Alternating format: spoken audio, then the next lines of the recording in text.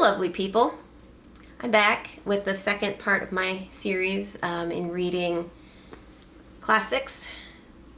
So we're going to talk about Frankenstein today. Spoilers, if you have not read Frankenstein, although this book is nearly 200 years old, so if you haven't read Frankenstein, I'd suggest reading it. It is very good. We'll get into that in just a second. We're kind of going to go over the plot really quickly, very short synopsis, and just talk about Victor Frankenstein, the monster, and just my general thoughts about the book. So, Mary Shelley published Frankenstein January 1st of 1818. So for its time, I think that this was a novel that was scary to a lot of people. It very openly spoke about death and murder. And I think those were things that the post-Victorians, this is not Victorian period, it's very close to being Victorian period, but it's just out of that Victorian period. And I think that people were not very comfortable with openly talking about death and murder and things like that yet. So I think for the time it was actually quite scary to a lot of people. To us in this day and age, this is not scary material at all. I think that my children, if I read it to them, they would not be frightened whatsoever. It's just, things are a lot scarier now than they used to be.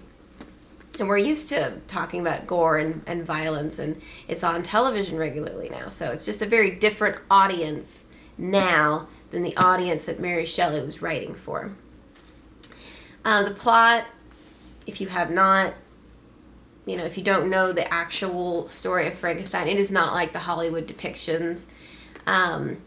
Victor Frankenstein, he tells you about his life as he's growing up. Oh, I'm sorry, back up just 1 minute.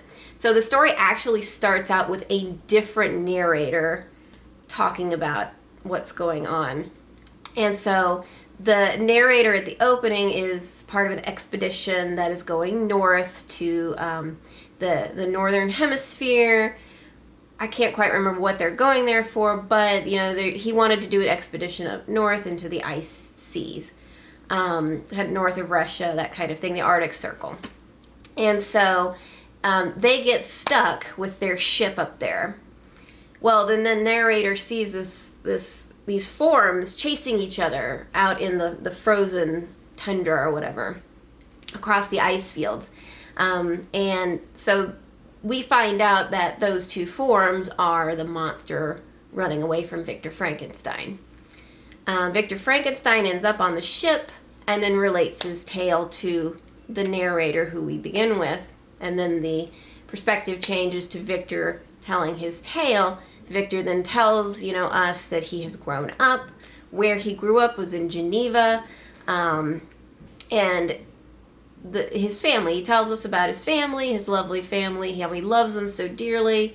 But he also describes himself as this person that just wants to gain knowledge, like profusely.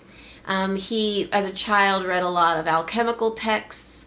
And then, his father had told him, oh, don't pay attention to that kind of thing. But he did anyway. And so then he goes to school, and school tells him, oh, forget about that stuff. That stuff's no good. You need to get into the biological sciences. And so then he learns about biology. He does very well there. And then he wants to create life. So he strives and just unrelenting wanting to create this life. He does so. And when he sees what he has created, when the monster comes alive, that is when the horror story actually starts, because he's afraid of this thing that he has created. He abandons the monster. He abandons, I think he basically abandons school for the most part. Goes home, tries to go back to his family, tries to go back to everyday life, and then murders start happening. And they're all murders within his family. I think everyone except maybe one person out of Victor Frankenstein's family ends up dying. Well, actually, two people do not end up dying because of the monster, but one of them is natural causes, though. So trying not to spoil that, I didn't want to give the details on that sort of thing. So I'm trying not to spoil that too much. And after Victor Frankenstein has had enough of the death that's going on, he decides to take responsibility for what he's done and to try and hunt the monster down and destroy the monster, and ends up chasing the monster at the end of the story up until we get to the point where he is in the ice fields again, north, in the Arctic Circle, and on the ship. And then Victor Frankenstein, he dies, and then the monster is basically left with, well, what do I do? How do I go about life? And so he says that he is going to end himself as well. So that's the story of Frankenstein. So I enjoyed reading the book. I did enjoy it a lot. I thought the text was fabulous. I enjoyed the vocabulary. I enjoyed learning new words, because I even subscribe to like a word of the day sort of thing, but they never give me words that I haven't seen before. This book had words that I think maybe I would know where they came from, like their sources, like if they were Latin or Greek or whatever, and I could parse them out as to what they meant. But there were words I really hadn't seen in text before, so I was happy about that. I got to learn just some new vocabulary, so that's great. And I think that the descriptions are wonderful. There's a lot of talk about mountains and fields and forests and beautiful descriptions of lakes and oceans and all of this stuff. So I think it is a fabulous book for anybody to read for that material. The story itself, I kind of didn't like the story. It feels like there was a lot of filler in between the actual plot points. I think that if Mary Shelley had taken out a lot of the description and frankly a lot of Victor Frankenstein's bemoaning and his melancholy, this could have been cut way shorter. That's just the editor and me wanting to say that. So I guess we'll just start talking about the characters now. I'm just going to talk about the two main characters, Victor Frankenstein and then the monster. I don't like Victor Frankenstein. I'm just going to say I detest him as a human being. I think that he failed miserably in what he was trying to do. I think that, yes, he was a genius. He wanted to learn these things. He wanted to create life. And I think that's an admirable thing to want to do. But I think the mother in me is like, if you create life, you have to take responsibility for it. He did not take responsibility for it, even if it was a monster, even if the thing was horribly, just terrible to look at. You still created it. It's still your responsibility. You don't abandon the thing that you have created just because you're afraid. And then his attitude about, oh, what do I do? This is terrible. I have done a horrible thing. People are getting killed because of this, is because of this monster, and I've got to, all of this stuff. Well, he doesn't actually start taking action until 3 people have been killed. I'm just like, will you quit running away from your problem? I would have, if it were me from the very beginning, number one, not abandon the monster for one thing. Number two is like, well, once that first death actually happened, then I would have done something. So that's just my take on Victor Frankenstein. I just don't like him as a character. I think that I have a problem with his ethics, I suppose. I have a problem with his melancholy. Maybe not his ethics so much as his melancholy.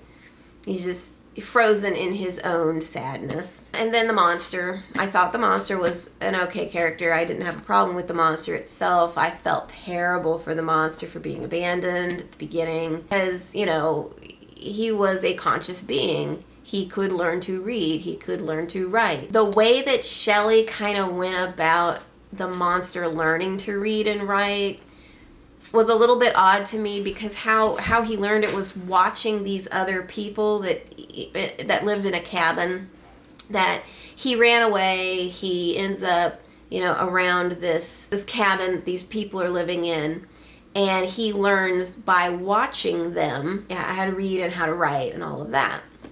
And I'm just like, how do these people not know that he's watching them? What kind of cabin do they live in? Do they have a cabin with like 6-foot tall windows or something like that? And also, Frankenstein would follow Victor around after he had, learned how to read and write, and how Like, he read Paradise Lost and a few other books as well. But how does Victor not know the monsters around and watching him and watching the people?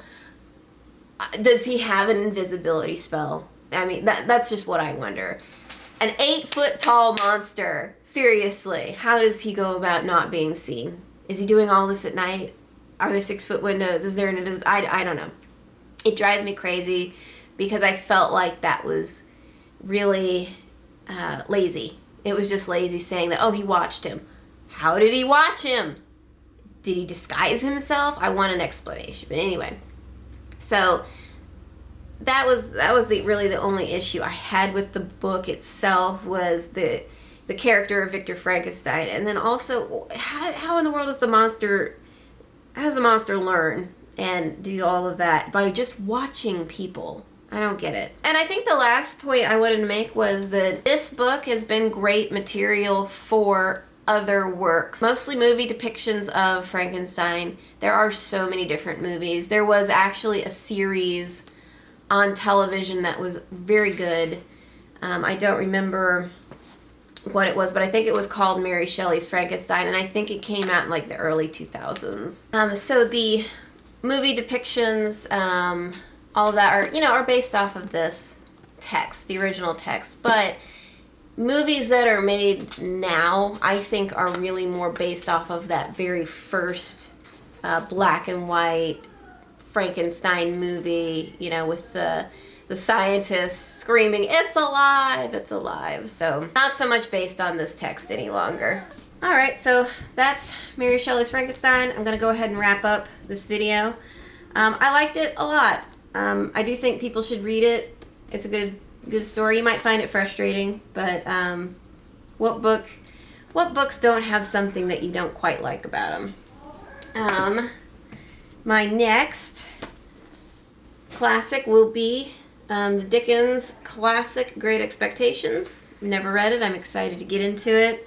I just started it. I'm just a few pages in now, actually. So I'm hoping mid-August I should probably get this read. It is a long one. It's 484 pages? Yes, 484 pages. So this will take a little bit for me, especially if I don't zoom through it particularly quickly. Sometimes I devour books, sometimes I just don't. So it depends on how it'll hit me. But anyway, thank you so much for joining me.